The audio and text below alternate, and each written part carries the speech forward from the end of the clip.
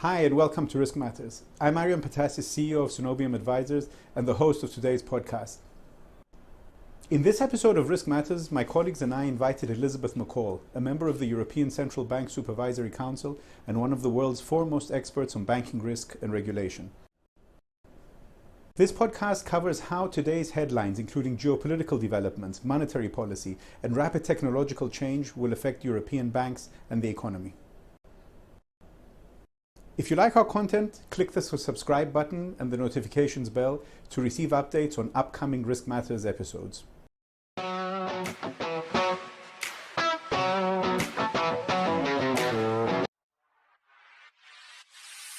Hello, everybody, and welcome to this episode of RiskMatters.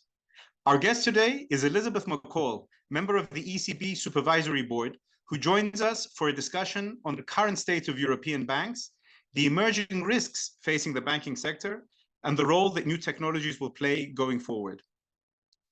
I'm Mariam Patasis, CEO of Coenobium Advisors, and I'm joined today by our chairman, Klaus Norgren in Stockholm, our COO, Damian Robinson in Athens, and our technology advisor, Ray Strecker in New York.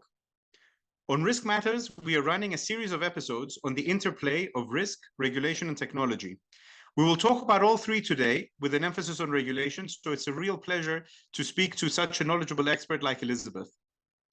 Elizabeth has served as a regulator on both sides of the Atlantic, was an investment banker, and also an advisor to the banking sector. So she clearly brings a very well-rounded perspective to the discussion.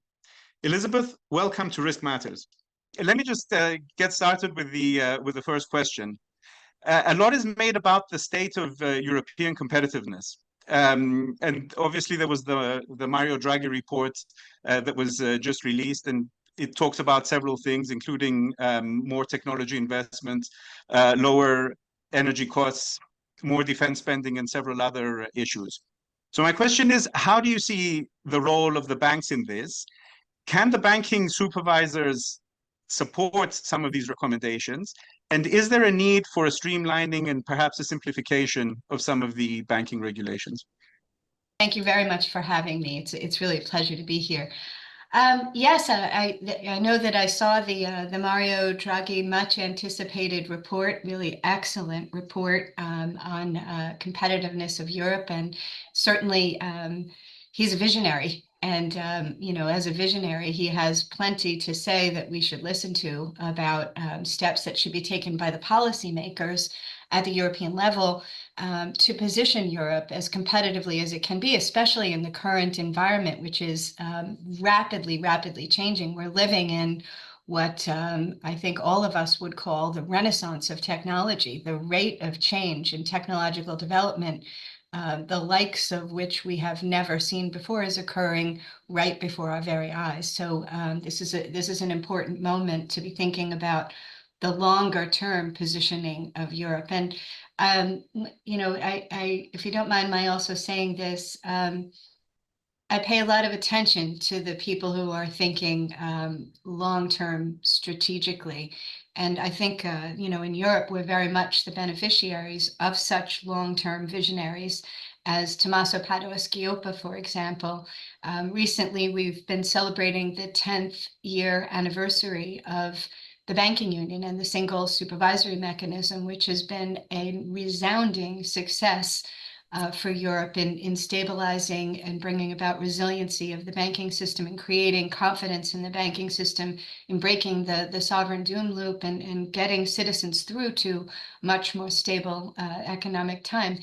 Tommaso Padoa-Schioppa in 1999 delivered a lecture at the London School of Economics, only a few short weeks after the announcement that there would be a single monetary union in Europe. Something unthinkable, with sovereign nations coming together with a single monetary union and a single monetary policy. But he didn't let the grass grow on such an historic achievement. Only weeks after that agreement and announcement, he set forth a vision for a banking union in 1999. And I consider that, a challenge. It's wonderful. It's necessary that we have thinkers that are taking the longer view, even if it will take some time to realize the ambition, it's worthy of significant study, of significant review. Now, competitiveness of the banking sector, that is not something that is specifically within the mandate of banking supervisors, generally speaking, and certainly not within the mandate of the single supervisory mechanism. I've been around long enough to know that when competitiveness is added as a component, bad things happen.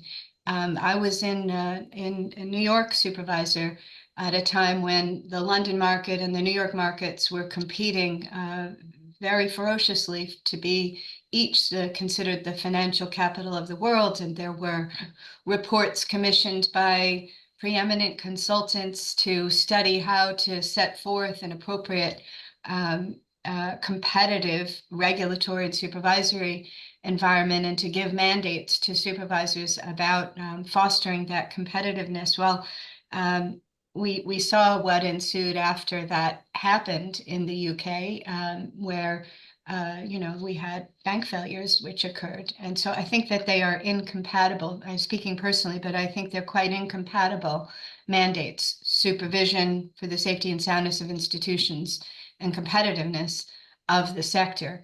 I think the competitiveness of the sector is of deep importance, and that is a realm that belongs squarely to the policymakers to ensure that a level playing field and competitive environment are in place. But I would add just a couple of remarks on that. A competitive supervisory and regulatory environment is one that is credible, one that is strong, one that is delivering on a resilient banking sector. That is the essence of a competitive banking sector. And, I think it's extremely important that those components be put in place. One more word on competitiveness. I view this as a time of incredible opportunity for the banking sector. Why? I mentioned the technological renaissance that we are living in, but there's another extremely important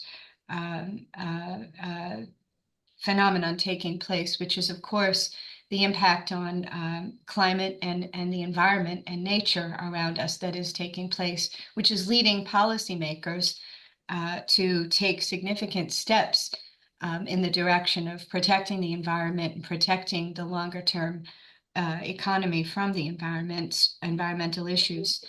It's a time of opportunity for institutions to be financing the transition that policymakers are instituting. There are very, very significant transition financial needs that all of our sectors will need across Europe, and our banking sector is extremely well positioned to play a very significant role in that.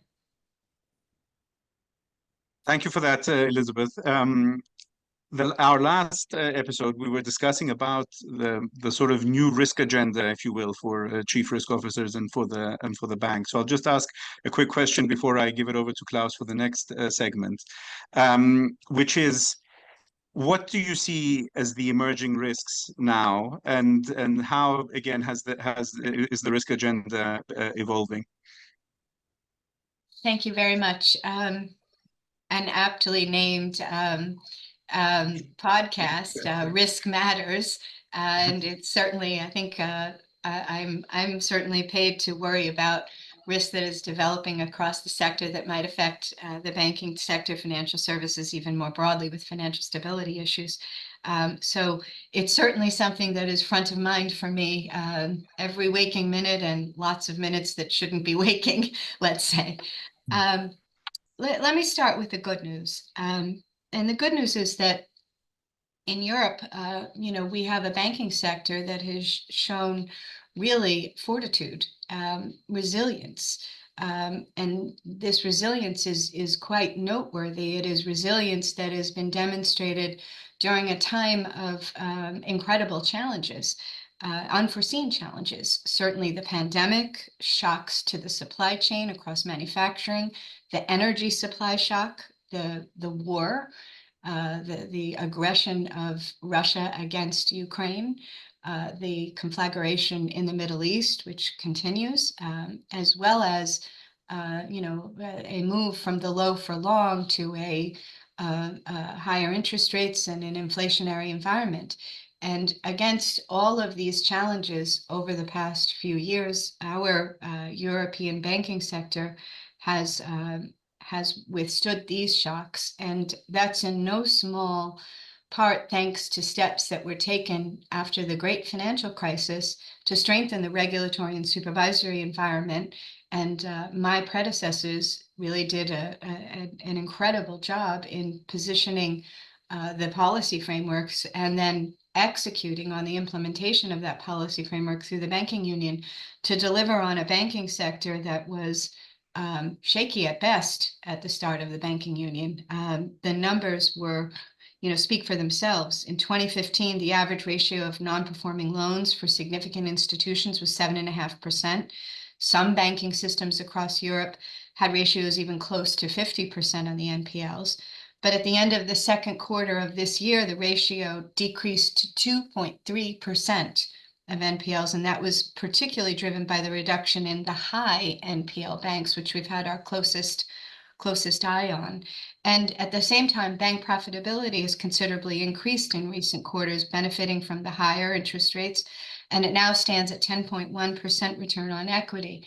So this is we're entering the current environment, which I would characterize as quite fraught with uncertainty, with a quite resilient banking sector. And that's all the credit to the predecessors of mine at the legislative level, the parliamentary level, at the policy level, the men and women of the supervision in the SSM at the ECB and across the national competent authorities, and of course the bankers, which have also done an excellent job steering through these turbulent waters. But that brings me to today, and today, the word uncertainty is certainly an overused word, but there is no better word to describe the current environment. We're all watching our televisions in the nightly news and looking at unthinkable actions taking place with missiles being launched across the skies. We know that we are entering perhaps again a changing interest rate environment, and the volatility is always something that we have to pay attention to, different asset classes and what the impact on those asset classes will be. We have come through a period that has had significant fiscal supports, which are still in the process of being removed. It remains to be seen exactly what happens with all of the portfolios on the books of the banks. And we've been quite strident in our calls to institutions to have very clear look-through credit analysis taking place so that they have clear understanding of impacts of the variety of uncertainties that are currently occurring and have occurred over the last few years that can have an impact on ability of corporations and individuals to repay loans.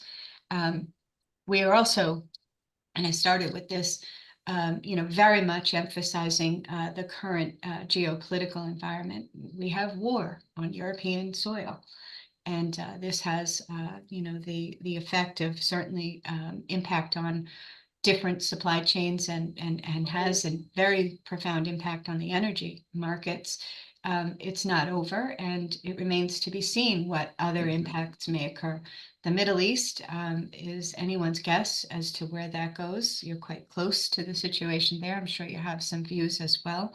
The geopolitical risk is something that we are quite emphasizing because it can have an impact on all of the core risk activities in the banks that we supervise. The operational risk, the credit risk can have an impact on their risk management, on their governance processes. So we've been, thinking quite a lot about how to consider geopolitical risk and the various modeling capabilities of the institutions we supervise and how they can position. It's no longer the case that simply recognizing that Russia, Ukraine, Middle East, Taiwan, Iran, that these are, things that should be taken into consideration in risk management decisions as a top line. We have to be encouraging sophisticated thinking about knock-on effects in each of the areas of risk that institutions are responsible for overseeing and for managing well. So having a comprehensive look at that, I think would be a headline for us. Thanks, Elizabeth. Let me give it over to Klaus for the next segment. Thank you, Erin, and thank you, Elizabeth, for excellent points. I would like to kind of focus then on financial stability, taking a bit the debarking point from what you said about the technology renaissance, which is a word I like, and that has a bit been our inspiration in drafting this paper. But on financial stability, just to comment on the competitive issues. There are competitive issues in terms of policy, and to have a level playing field in policy and having a situation where continents don't drift apart. And thinking about Tommaso Padoa-Schioppa, it occurred to me that the Basel Committee as a fora for banking supervision has an important role in kind of delivering or contributing to have a competitive equality between continents. And if you have some words on that, would be interesting. But my real question is really about financial stability and the renaissance of technology. In the paper we just mentioned that we will feature, we kind of highlighted a number of kind of effects that has a bearing on financial stability given digitalization, the kind of more real-time solutions being employed, reduction of reaction time for everybody, mitigation of any risk, and crisis management must have the tools to be fast to deal with the problems, and perhaps also broader in the sense that the outreach to other areas in the technology domain where financial supervisors have not perhaps been before. I think that is very interesting, since I guess there would be a number of new challenge and channels and also transmission mechanisms for financial shock. So against that background, I would be interested to hear your views, and also if there are some things you would like to share from the cyber resilience stress test that the ECB has been performing. Thank you. Thank you very much. Very, very interesting and important area. And I would just take a moment to point all of you to the supervisory priorities that the ECB adopts. We have a process each year of publishing on a 3-year forward basis what our supervisory priorities are. And of course, I think importantly, digitalization is one of the 3 key priorities that we have established on a going forward basis.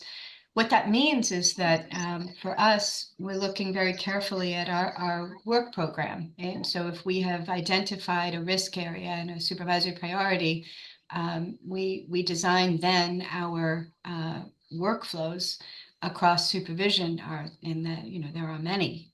What are the horizontal reviews we will be doing? What will be the thematics? Which kinds of on-sites will we be emphasizing?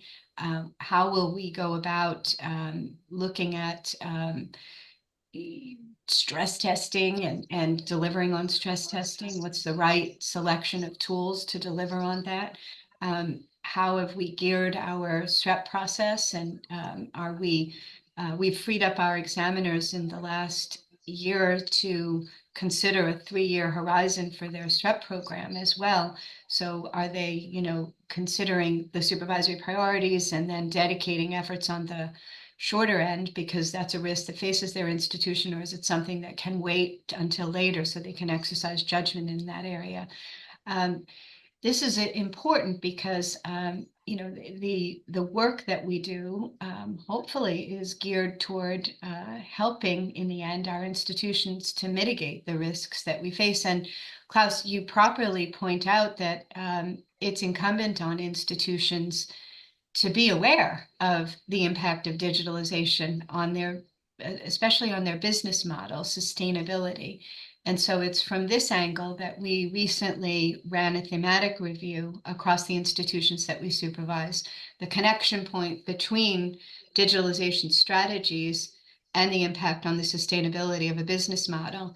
And here, we're not dictating that institutions espouse a certain technology strategy or even that they have one, but rather, have they considered as part of their strategy whether or not to embark on digitalization? In which format have they done that? Has that process been a robust one?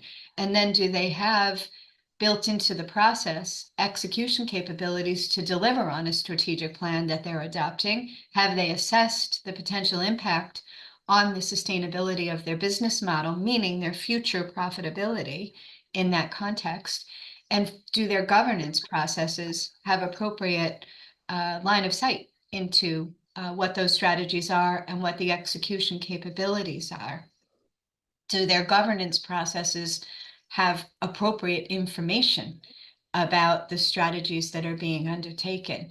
And we've done this with the thought that even deciding not to have a strategy in the current environment has itself its own risks. So lack of investment in the technology area for particular institutions may be a decision that has ultimately an impact on future profitability and the business model sustainability of that institution.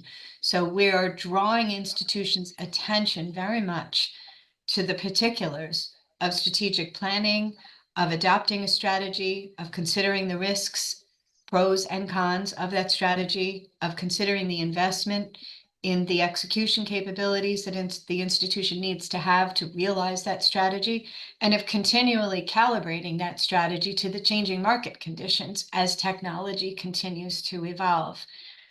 You mentioned also that institutions have to have the capability to mitigate risk, and that means that they have to have the tools in place to be able to do so. What came to mind as you discussed that, Klaus, was, of course, the events of last March, especially in the United States, with the failure of SVB Bank and the impact on Signature Bank and First Republic. These were particularly situated institutions in the technology arena. I would say, you know, when one reviews the various reports that have been delivered about the root causes of this market disruption and these bank failures, primarily you see that these are very basic supervisory issues that are at the heart: asset liability management, appropriate independent risk management, timely action by supervisors, and timely remediation by the institutions, appropriate governance with appropriate skills and decision-making capability. I mean, these are bread and butter supervisory issues. But we learned something else also, and that came to mind when you talked about tools, and that is we learned about the impact social media can have on a bank run. And this was a first for us. You know, I've had a long career in supervision. We always were able to manage to the weekend. And if we were good at what we did, we were able to transfer assets over a weekend into a seamless reopening of an institution so that depositors wouldn't be negatively impacted come Monday morning. No such luxury was afforded the supervisors in this case. It was a Thursday, and they couldn't get to the weekend to manage it in the careful way that they normally would. They did a great job, I would say, under very difficult circumstances, but it points out that institutions have to have the tools to be able to monitor what's happening in the social media arena. I think they also have to have strong investor relations programs ready to communicate. They have to have monitoring capabilities so that they're following sentiment in the market, but they also need to be able to communicate if the wrong picture in particular is being put forward, so that they can help to mitigate the risk in the first instance on their own. Thank you, Elizabeth. I think I'd for very good comments, and you also preempted my follow-up questions, because I was wanting to ask you about the non-bank financial intermediaries and your views on that you have expressed, and I think that you kind of comment upon that, and I sympathize with what you said, that some of these new things also have this kind of old-time recognition, good old asset and liability management issues that come up. But taking it back to the digital world, there is something that intrigues me a bit, where I would like to see if you have some thoughts to share. And that are the kind of third-party outsourcing requirements, and how this has been developed in light of cloud technology, etc.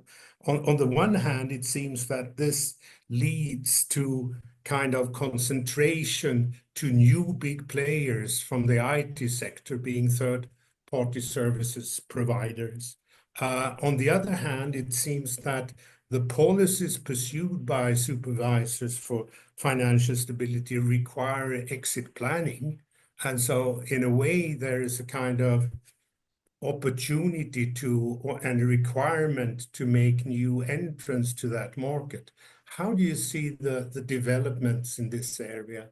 And is this something that in the kind of stress testing or other considerations ECB has been making that gives you a kind of thought or view that you would like to share? Thank you. Just on to directly answer your question on the third-party outsourcing requirements, this is an area that supervisors have been focused on for years. And of course, the form and substance of the focus and the type of third-party providers has changed over the years. There were concerns about payments and mortgages earlier on in the United States, and those processes, and leading to supervisors having the capability to really examine material providers that presented material risk to banking services. We've entered a whole new realm now with third-party servicing as banking as service, cloud providers, new entrants conducting some core banking activities as intermediary. So we've just published a draft guidance looking at some of these questions, and we're in the process now of taking comment on that. I'd like to, if you don't mind, come back to two things, because you mentioned the NBFI, and you mentioned also the cyber resilience stress test, and I didn't really comment as much as I would like to on those two areas, Klaus. The NBFI area is an area that I personally have been quite focused on. And it's largely because of the growth in the sector over such a significant significant period of time, and having such significance in the overall market. If we look since the great financial crisis at that growth, in 2008, the size of the NBFI market was 15 trillion, and it is now 32 trillion in 2024. And it then globally, the number is even more worrying. It increased from 87 trillion in 2008 to 200 trillion in 2022. And at the ECB, we are placing particular focus on the growth in the private equity and the private credit markets, and the transfer of these core banking activities to the sector outside of the banking area.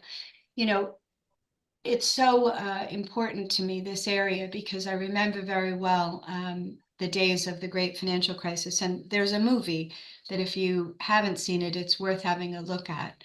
And it's not the Hollywood movie about the great financial crisis. It's the one that Hank Paulson, who was Treasury Secretary in the United States, he did it as a documentary. It's maybe a little over an hour long. But at the end of it, he had about a 10-minute epilogue. And the epilogue was about a warning. And he was giving a warning to the markets about what to worry about in the future. And what did he warn about? the growth in the shadow banking sector. And not only was it growing when he delivered that warning, it has exploded since then. Why is this a concern? It's a concern because we don't have clear line of sight into outsized risk ramifications from it, meaning we don't have line of sight into the interconnectedness, into correlation risk, into exponential impact of risk. We know that the banking sector provides funding in a wide variety of ways through repos, through derivatives, through lines of credit to the private equity and the private credit providers. We know that these lenders outside of the banking sector do not have a complete reporting.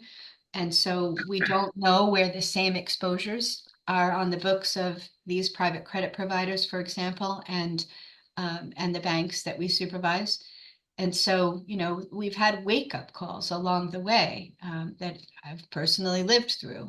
Long-term capital management comes to mind, where we discovered for the first time the ramifications of correlation risk, where the same positions were on the books of LTCM that were on the books of major banks in New York, leading to what was then $650 million bailout in 1998, private bailout by the banks to avoid a market collapse.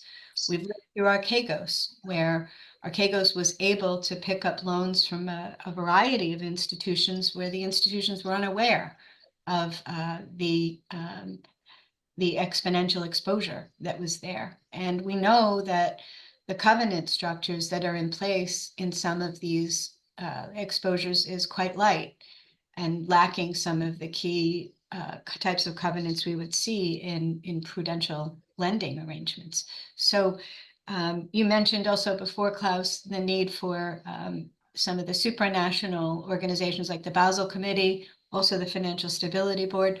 They're looking carefully into these areas. I very much think these are worthy discussions about how to gain better line of sight into that picture so that we know where risk is beginning to emerge in that area and it can be more appropriately controlled. Meanwhile, within our mandate, we have been encouraging our institutions to look very carefully at the kinds of counterparty arrangements they have with this sector of the market, and that they get a clearer line of sight from a due diligence point of view into derivative positions, lending arrangements, exposures, trading positions, hedging strategies, et cetera, so that they understand where correlation risk might be developing against their own book of business. I think that's a real key to that component.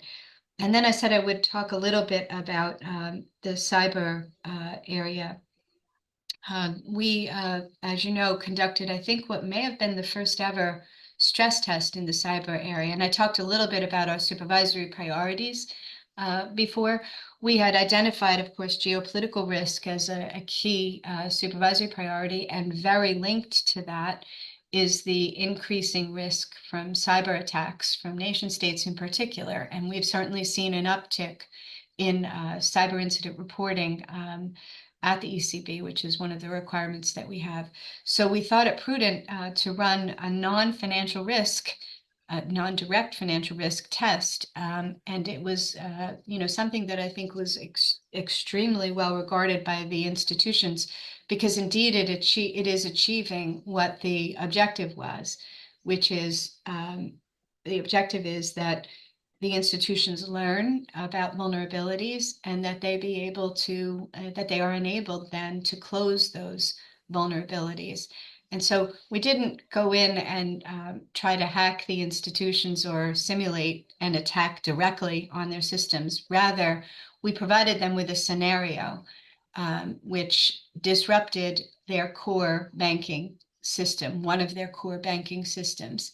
And what we tested was the ability of the institution to respond and to recover from that. And I think it was an incredible learning exercise, certainly for us, but also for the institutions that we supervise, to identify key points in their own escalation processes and to harden those up, because in the case that there is a real event that takes place, they're going to want to have those procedures extremely well tested and well organized, so that recovery is something that can happen quite quickly.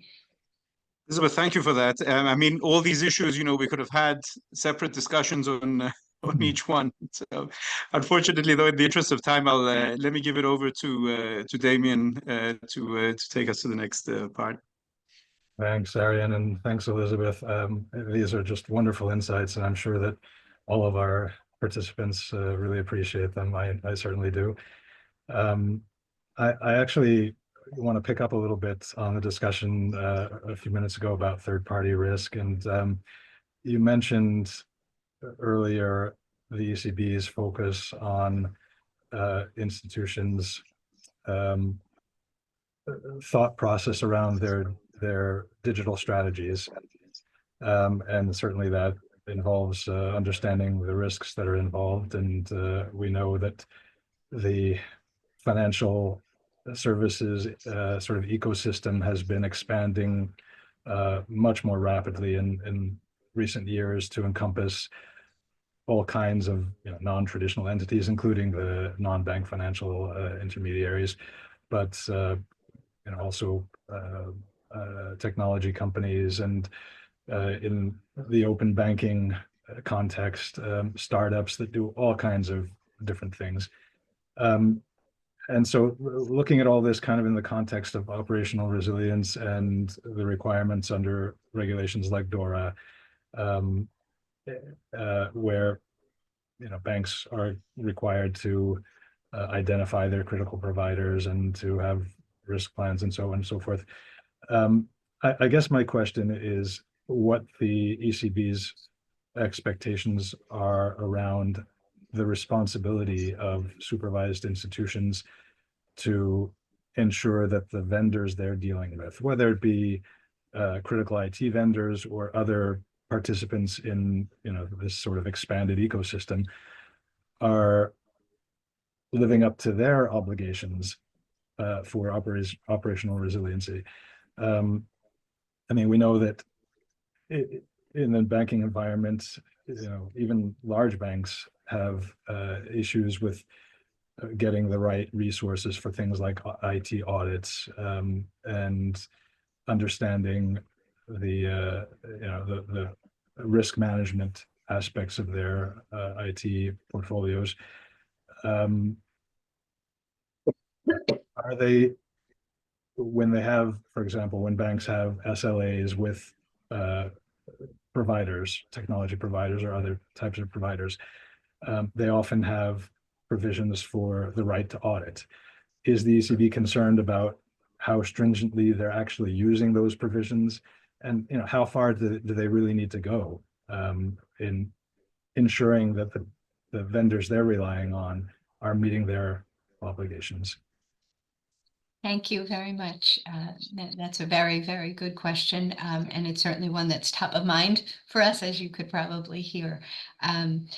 The banking sector is evolving quite quickly, and it's not just with reliance on cloud providers, for example, but it's also putting apps in place for online banking. It's putting payment processes in place. There are many components of banking as service that are being outsourced in the current changing environment with the explosion in the fintech sector.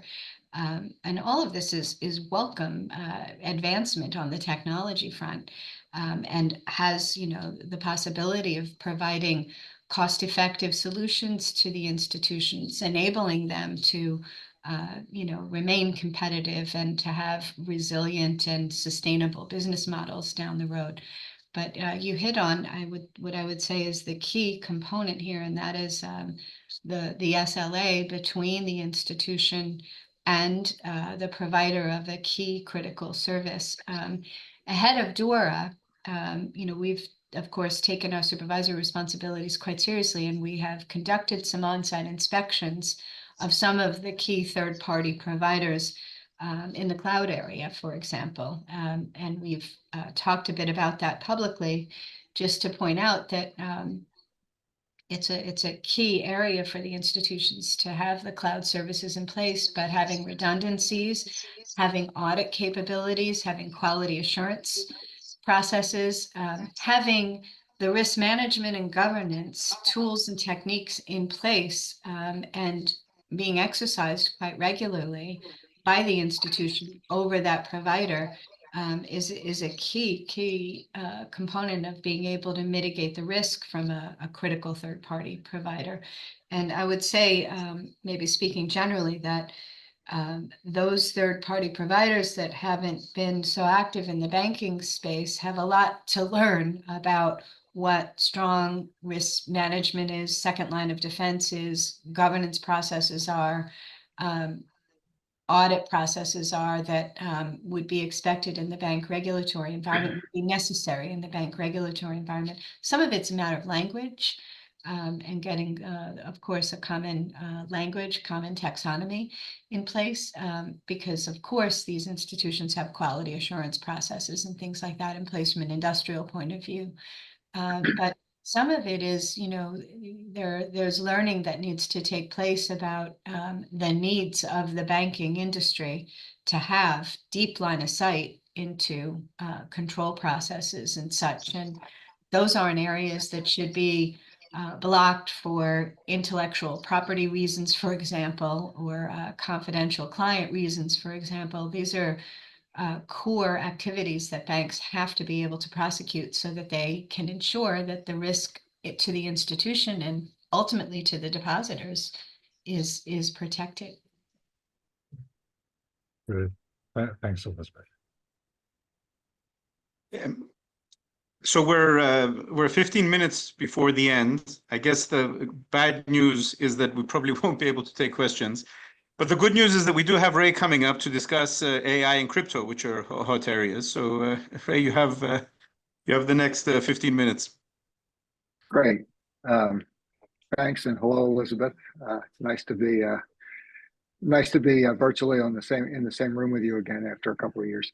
I think I'll start with crypto, and I'm going to circle back to some of the comments you made at the beginning about the importance of competitiveness, because crypto is an area where, on the policymaker side, you guys have done some things in Europe that I think in some ways some of the banks and many of the crypto native firms in the US are probably a little jealous about in terms of competitiveness, by giving giving a regulatory framework to the market and also providing the banks with guidance and specific permissions.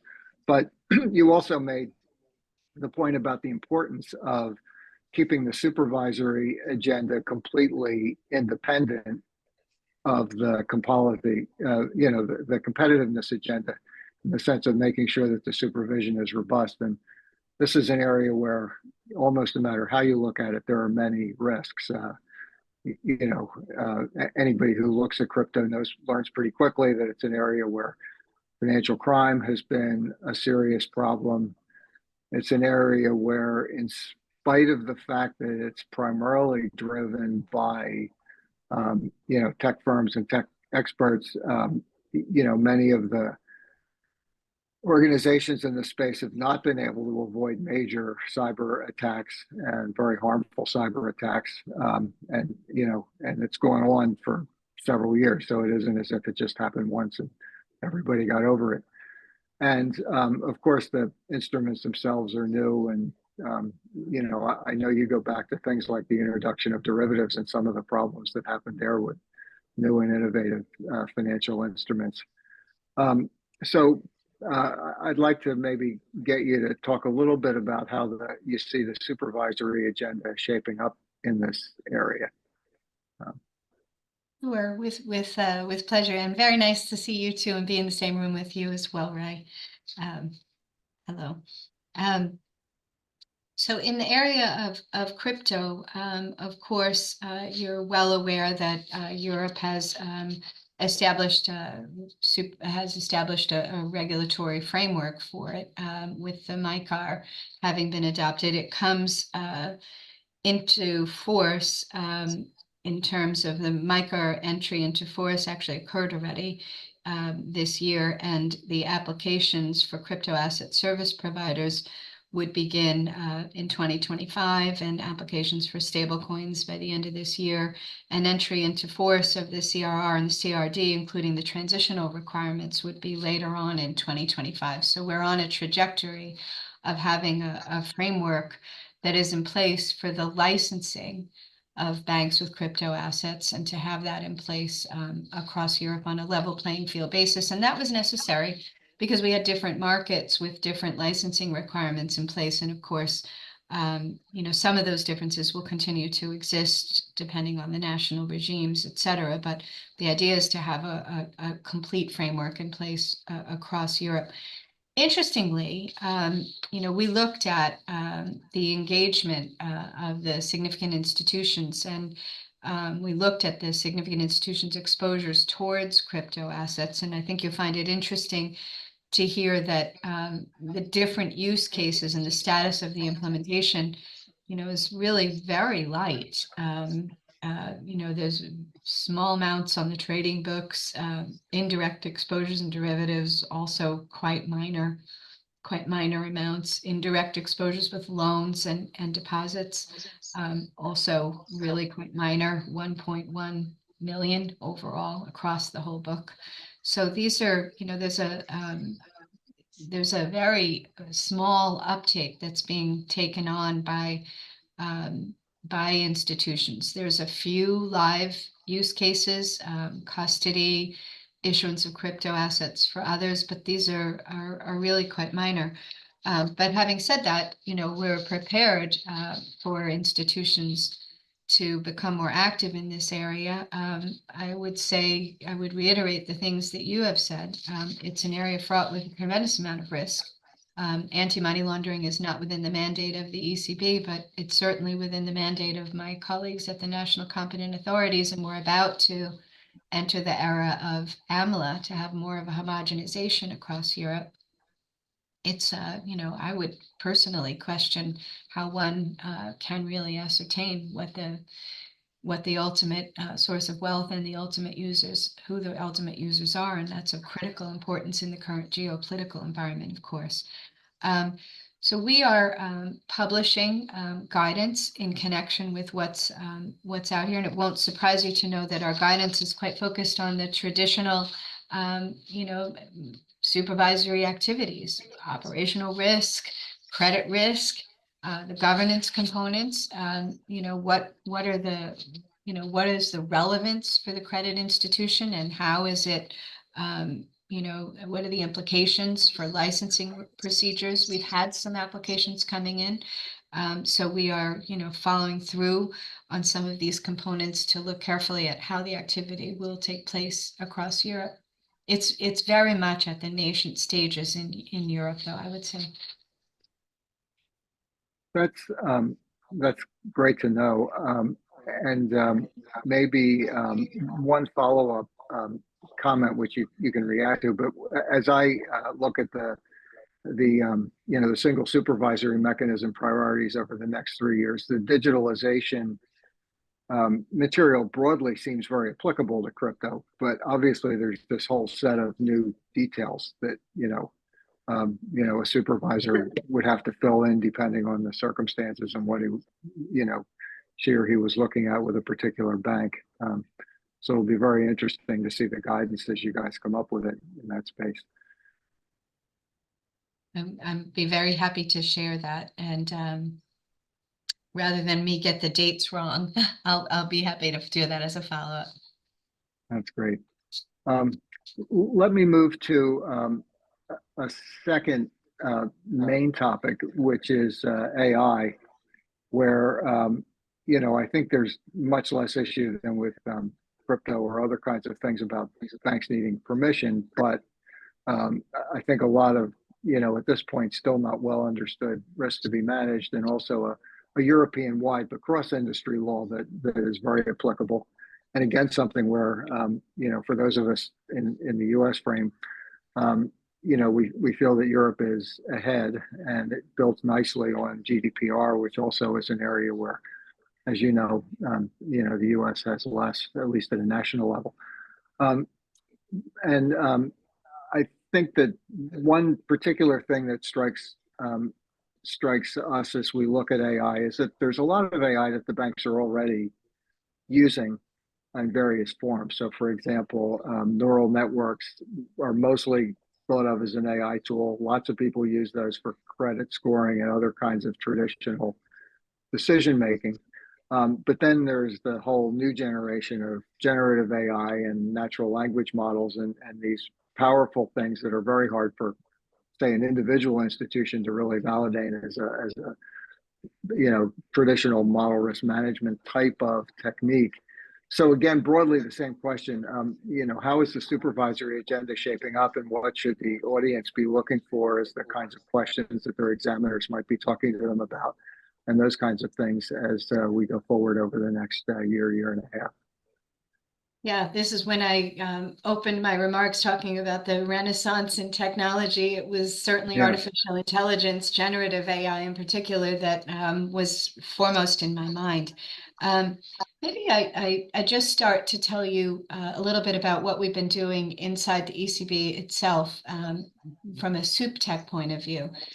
Because there's a deep connection point between our strategy on our SupTech and what we think we need to be aware of for the institutions that we supervise. And there's a direct linkage there in that we need at the ECB to harness the use of AI for ourselves. And in so doing, we will be learning about the risks and the opportunities and translating those very much into the supervisory programs that we deliver across our significant institutions that we supervise.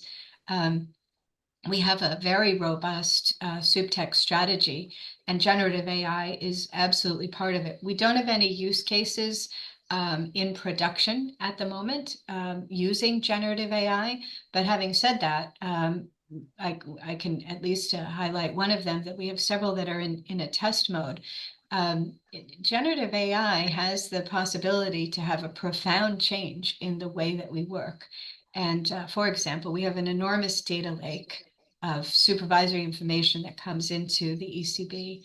And our supervisors have the capability to access that data lake for any needs they have to understand the risks across a sector, across the economy, across an institution that they supervise. To access the data lake, one must know the programming language SQL. And that's a language I knew 25 years ago. I certainly don't know it anymore. But it's a hindrance because, we only have a certain number of people that can program in SQL. So it makes the density of the data lake impenetrable to some.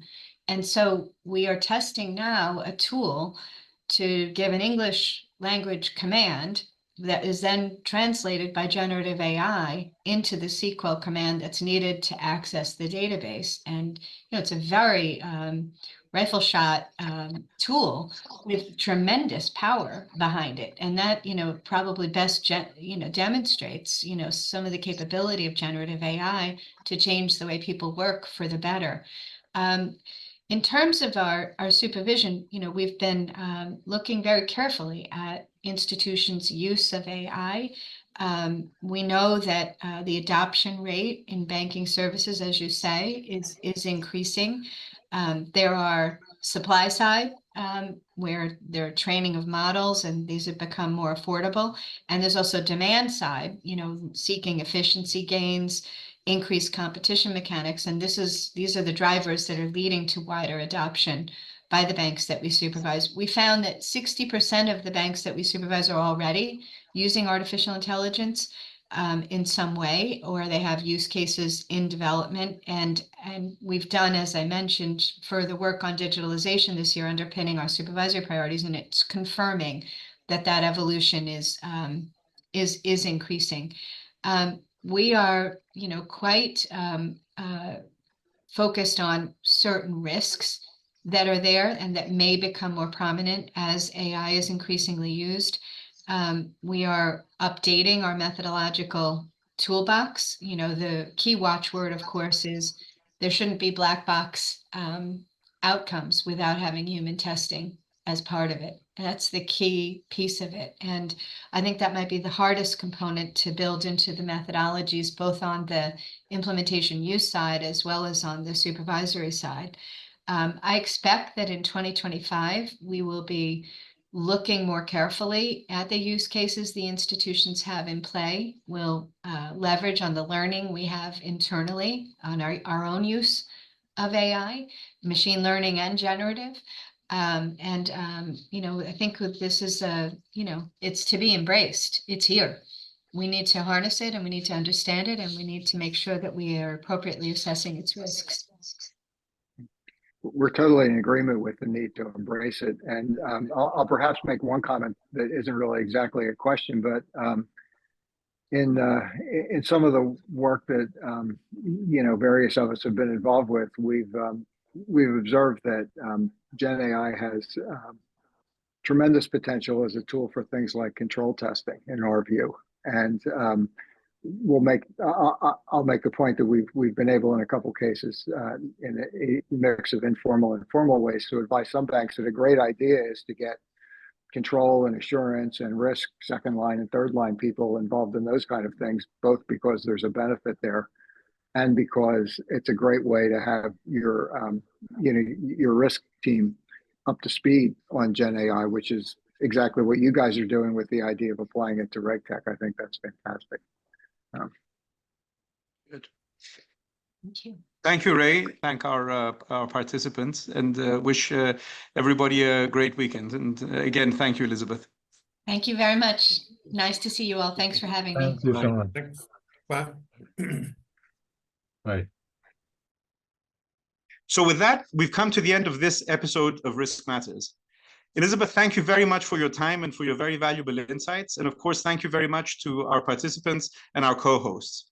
If you like our content, please subscribe to our YouTube page on Coenobium Advisors, and be sure to like this content. Thank you very much, everybody, and have a great weekend.